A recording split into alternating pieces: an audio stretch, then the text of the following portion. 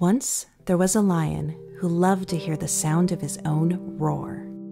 His roaring was hot enough to turn the wind into fire. When he shouted, "I am king!"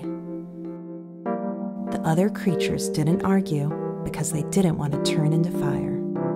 The lion roared until half the world was burned and there was only desert. The animals who couldn't fly or swim or build boats survived in faraway lands because, as loud as the mighty lion was, he was afraid of water. He chased the other creatures to the shore and shouted, "I am king, and a king doesn't have to get his paws wet." The other animals that stayed turned into fire or went to live under the ground.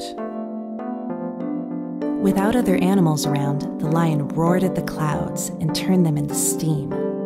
During the day, he roared at the sun. Then the lion began to sleep all day so he could roar at the moon and stars. One of the stars loved to watch the earth and animals and went to her mother, the moon, with an idea. "I don't want that beautiful planet to turn into fire. Can I go visit and help all the burned parts be nice again?" The moon was so proud of her daughter, she gave her 3 wishes on a necklace. Use one of these when you need to solve a very big problem. Be careful, and take some of your brothers and sisters with you. The moon's daughter walked the earth as a scorpion. One night, while he was roaring at the sky, the lion stepped on her tail while she was planting flowers. "How dare you attack the king?" "Well, you weren't acting like a king, were you, stepping on my tail?" "I am not a king. I am the king, and you are in a lot of trouble."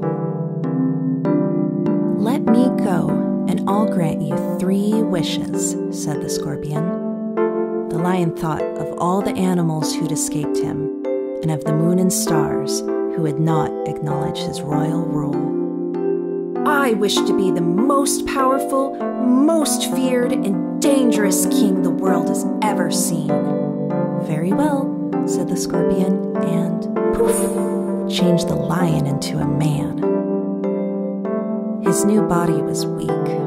He raged and roared, but made no more fire. He wanted to squish the scorpion, but without his claws, he was afraid to. "Power doesn't have anything to do with your roar or the size of your claws," the scorpion explained. "Power can be kindness and giving something good to the world." The lion didn't want to give anything to the world or to be kind. He wanted to be feared and also not to be lonely.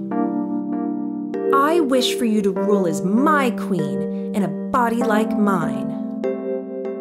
"I will not belong to you. I belong to myself," the scorpion said. But since she promised 3 wishes, with a poof, she changed herself and her star siblings into something the lion wouldn't be afraid of. Years passed, and many of the star children forgot that they were the sons and daughters of the moon. They grew afraid of the lion, who made them work very hard without enough food or time to rest. They built golden skyscrapers with his name on it, each taller than the last. But nothing could reach high enough for him to take a seat in the sky where he could look down and yell at everybody all at once. The tired, hungry star children began to fight each other. The scorpion called her sisters, and together they came up with a plan. "Form a line! King coming through! I want that fancy chair! What's a vote?" "We pick who we want to be in charge, and then they get to sit there," said the scorpion. "You already have a king! I will always be king! And someday I'll be king of the sky, too!" "Are you sure that's what you wish for?" "Yes!" "Really sure?" "Yes!" "You want people to look up in the sky every night and go, 'Wow, look at that guy.'" "Yes!" "Very well. said the scorpion. The lion soared into the night and, poof, turned into a constellation.